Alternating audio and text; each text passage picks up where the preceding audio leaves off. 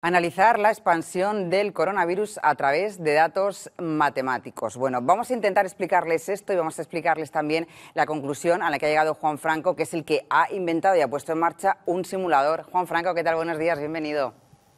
Hola, buenos días, con mucha envidia de ver esas imágenes en la playa. ¿Verdad? Porque está usted, Sí, está usted en Madrid y ya sabemos que en Madrid hay muchas cosas, pero playa precisamente no. no, dicen que sí, que tenemos una playa por ahí, pero no, no es cierto. No es lo mismo, no es lo mismo. No es Bueno, lo mismo. acabo de decir que usted ha inventado o ha puesto en marcha un simulador para ver cómo se expande el virus, pero a través de datos matemáticos. Esto puede parecer así una cosa muy compleja, pero para que todo el mundo nos entienda, ahora lo vamos a ver en imágenes, pero para que todo el mundo nos entienda, ¿qué es exactamente, Juan? A ver, el tema de las pandemias está modelado ya desde hace mucho tiempo. Entonces, hay un modelo matemático que implementa los contagios. Lo que pasa es que no han utilizado el ordenador como un instrumento más, han utilizado el lápiz y el papel. Entonces, lo que yo he hecho ha sido meterlo en un teléfono, meterlo en el ordenador y se ve exactamente cómo evoluciona todo y, sobre todo, nos lleva a hacer preguntas que yo creo que aquí no se están haciendo. Ahí, por ejemplo, lo que están viendo, arriba en azul sería la población madrileña que está sana, se dispara el número de contagios y aquí lo vemos en verde.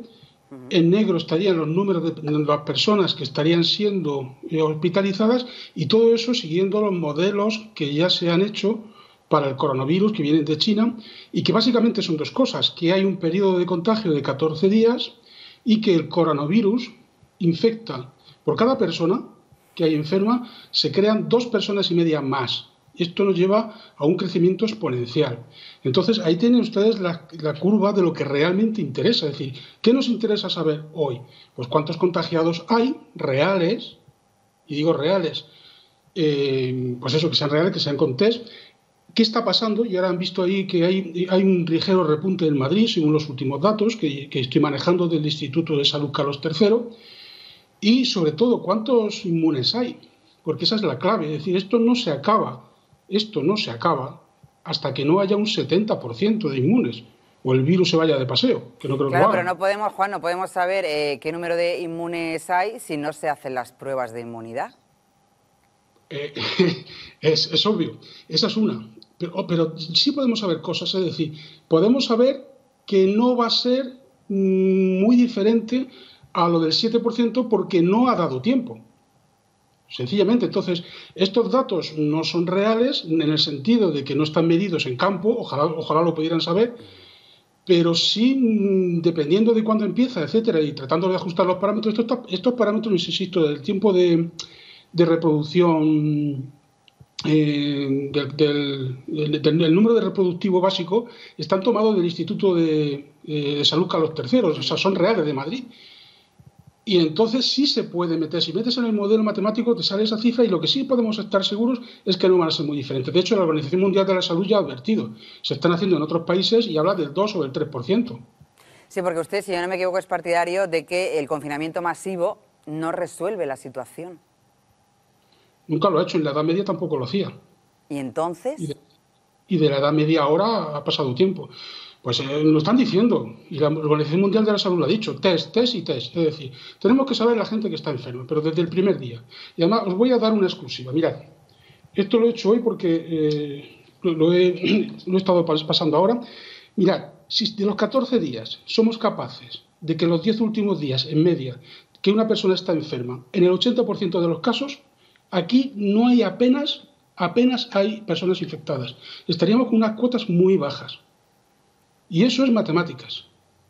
Es decir, que a la fórmula que le estamos aplicando le ponemos la condición de que como máximo, en media, una persona que esté enferma a los 4 días se le aísla. Y esto lo aplicamos al 80% de los casos, ni en el peor momento de la pandemia llegamos a cifras como la que hemos llegado. Si todo esto lo trasladamos a la región de Murcia, tenemos un muy buen dato de este fin de semana y es que del sábado al domingo no ha habido ningún contagio nuevo en la región de Murcia. ¿Esto cómo se puede interpretar? ¿Cómo saben eso? Porque no ha ingresado nadie, porque nadie ha dado positivo de los test que se han hecho. Claro, es que esa es otra cuestión. Es decir, si no haces test y si a la gente que ingresa no le pasas test y no detectas el coronavirus, pues no hay nada. no se sabe el número de contagiados, que los números de contagiados que están saliendo no son ciertos. En eso está todo el mundo de acuerdo. ¿Por qué? Porque hay una gran cantidad de personas que son asintomáticas. De hecho, el 30% de las personas no da ningún síntoma, es decir, no se enteran ni por asomo. Luego hay un 50% más, que es algún tipo de síntomas que no son graves. Pero hay un 20% que eso sí se detectan al cabo de 8 o 10 días y que son los que entran en el sistema sanitario. Además, entonces, si eso no se sabe, ¿cómo podemos saber dónde estamos? Y es que además hay una circular en sanidad que dice que a toda aquella persona que vaya a los servicios médicos y que no tenga problemas respiratorios no se le pasa el test. A las empresas se le impide pasar el test. O sea, aquí estamos poniendo trabas para pasar los test, se fabrican test que se están exportando, según he oído hoy en la radio, y resulta que no se pasan los test. Entonces, si no se pasan los test, no tenemos personas infectadas. En Murcia, obviamente, la incidencia ha sido menor y yo me alegro muchísimo. Pero es que da igual, mientras haya personas, aunque sean pocas, que estén infectadas, en el momento en que se libere esto un poco, se van a volver a disparar las curvas. Es decir, que se deberían hacer test a toda la población, la que no tiene síntomas, la que los tiene leves, a todo el mundo. Sí, bueno, a ver, aquí hay varias cuestiones. Eso cuesta dinero, pero es que cuesta más dinero, cuesta mucho más parar el país. Y eso no lo estamos contabilizando. Segundo, no hace falta que sea a todos, en todas circunstancias, de forma indiscriminada. Se pueden seguir ciertas normas. Por ejemplo, una persona que cree que tal, test. Que una persona que da positivo, test. Pero luego, a todos sus contactos, en el trabajo, en las amistades, en la familia, test. ¿Para hacer qué? Para aislarlos. Es decir, una persona enferma no puede ir a comprar una farmacia como estamos viendo ahora mismo en las imágenes. Eso es que si esa persona está enferma, tiene que estar aislada. Y luego, otra cosa, la persona que esta farmacéutica, ¿es positiva o no? ¿Está infectando a los demás, sí o no? Es que cuando un policía sale a la calle, ¿está infectando o no? Aparte de que él pueda estar infectado. Es que eso es clave. Entonces, si no se hace así, pues la alternativa es el estado de alarma y estar aquí todos encerrados y hundiendo la economía. Yo es que, perdonadme, pero es que lo veo muy claro.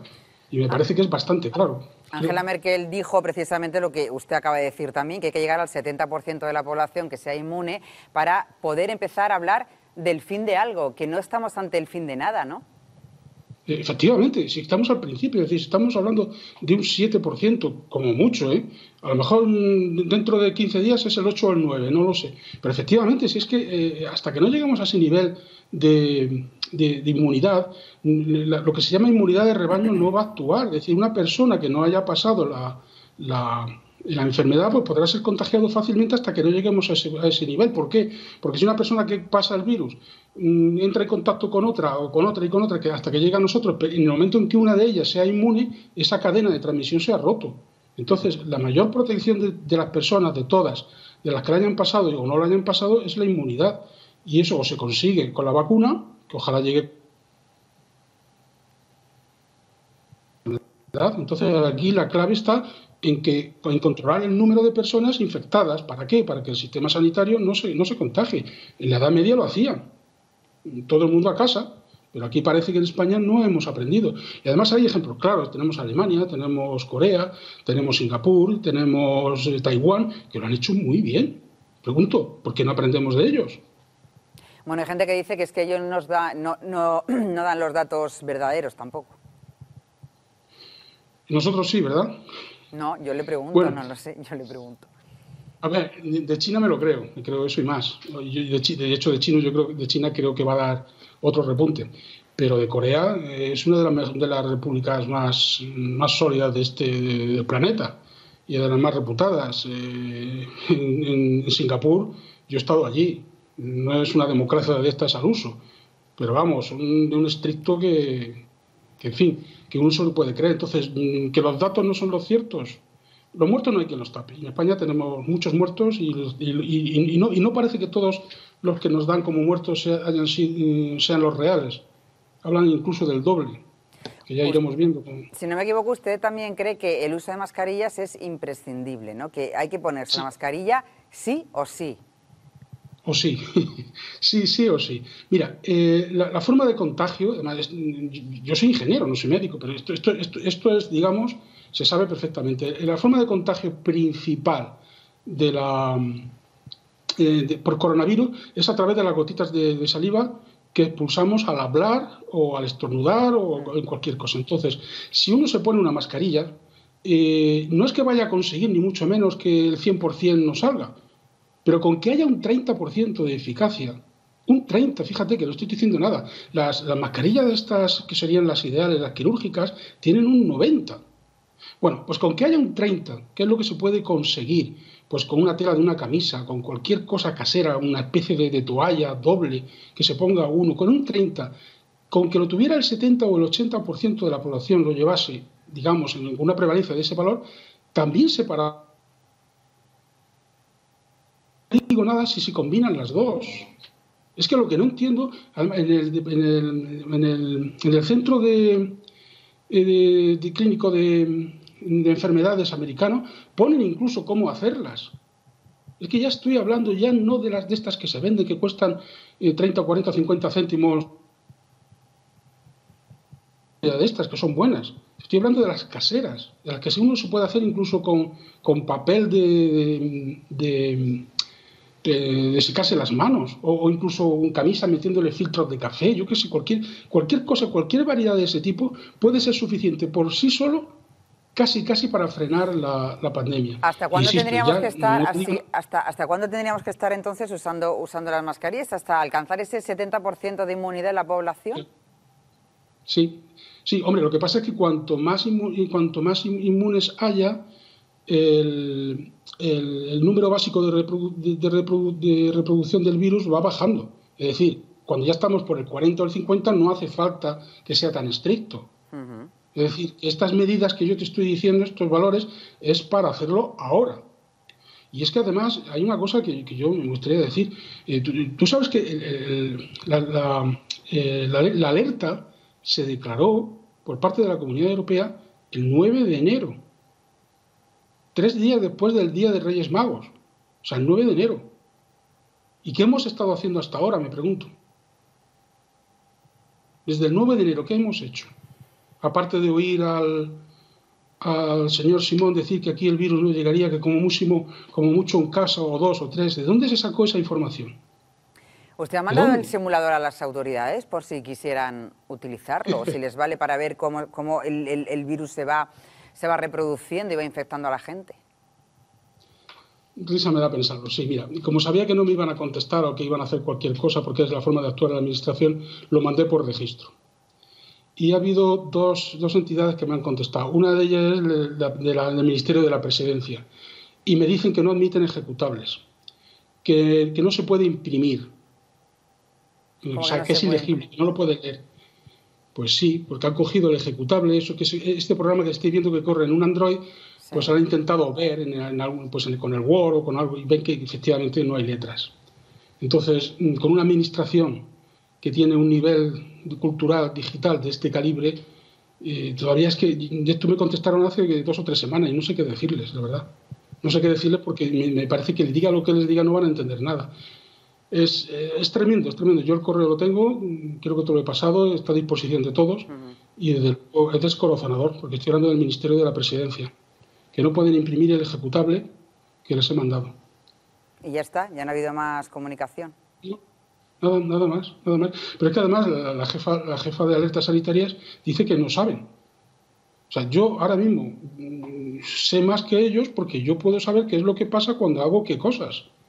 O sea, yo no sabía lo que pasaba cuando con el tema de los test. Es lógico, se puede intuir. Oye, si tú coges una persona, detectas que está enferma y no va por ahí infectando, sino que lo recluyes, pues es lógico pensar que la cosa mejora. Pero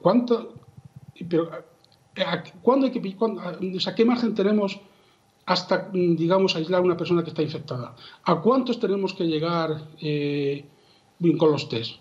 Son preguntas cuantitativas que son importantes. Bueno, pues yo en el simulador lo tengo. Teníamos que llegar a un 80% y detectar y ser capaces de, en media, de que una persona infectada no esté más de 4 días contagiando. Ni en la calle, ni en el trabajo, ni con sus amigos, ni en la familia, lógicamente. O sea, tenía que estar aislado. Pero claro, si no pasa... Hablan las autoridades de un posible repunte en invierno. No sé cómo lo ve usted, si hubiese un repunte en invierno, ¿se volvería atrás en lo que se ha hecho o qué pasaría? No, vamos a ver, atrás no se puede volver porque el número de inmunes, esperamos, porque ahora ya incluso están apareciendo noticias que ponen esta afirmación en cuestión, pero bueno, yo quiero creer, imaginarme, además lo necesito por salud mental, pensar que las personas que son inmunes ya no van a volver a infectarse. Entonces, si eso es así, evidentemente, todas las personas que han pasado la epidemia, esas no se van a volver a infectar y entonces van a empezar a hacer la figura de freno. Entonces no va a ser exactamente igual. Y en cuanto a repuntes, es que se nota que no utilizan ninguna herramienta parecida al simulador. Es que esto es todo un repunte. Es decir, en cuanto haya algún tipo de medida, aquí aparecen olas hacia arriba y olas hacia abajo. Al principio, cuando empezó la pandemia, una ola hacia arriba, que nos han metido un estado de alarma de restricción estricta o una ola para abajo, que empiezan a levantar las normas, una ola para arriba. Es decir, esto va por olas y no va a dejar de haber olas hasta que no lleguemos a ese 70%. ¿Qué puede ocurrir con el tema del verano? Vale, si en el verano, si como esperamos, queremos y soñaremos, los rayos ultravioleta matan o mitigan al virus y en lugar de tener una tasa de contagio de 2,5 se pasa a 0,8, pues la cosa irá bien. Y si es a 1,2, pues será un poquito peor. Entonces es posible que durante el verano las cosas se mitiguen, pero mientras tengamos aquí el virus y mientras tengamos a gente que no es inmune, el problema lo tenemos. Se manifestará antes o después en función de las medidas que tomemos. ¿Que nos ponemos todos mascarilla? Pues la ola será menor y saldrá más tarde. ¿Que se hace el test?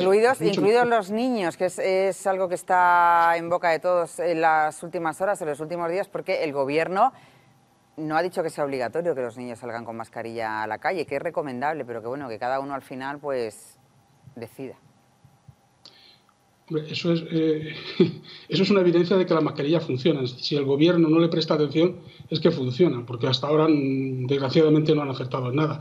Pero además, ya os he pasado un estudio donde además se cuantifica, dependiendo de la eficacia y dependiendo del uso, cuánto se reduce el número reproductivo básico. Y esto creo que son matemáticas. Además, aquí quiero decir una cosa. Es decir, yo me llamo Juan Franco. Estoy aquí hablando y yo puedo decir esto lo contrario o lo que quiera, etcétera. Pero la cuestión es que lo que yo digo es que esto está amparado por un modelo matemático.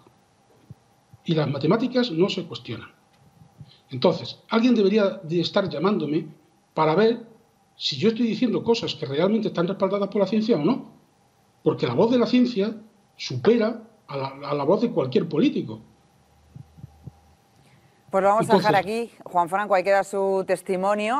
Muchísimas gracias por explicarnos el simulador, por explicarnos cómo se expande el virus y qué es lo que habría que hacer según su análisis matemático y científico, pues para poder parar esa expansión del coronavirus en España y en el resto del mundo, que hay unos países que lo están haciendo mejor que otros, pero ahí está. Señor Franco, Juan Franco, muchísimas gracias. Gracias a vosotros y esperemos que esto pase, bueno, cuando tenga que pasar, pero que sea con el mínimo de bajas posible. Ojalá que sí. Muchas gracias y buenos días. Gracias a ti. Un saludo. Hasta luego.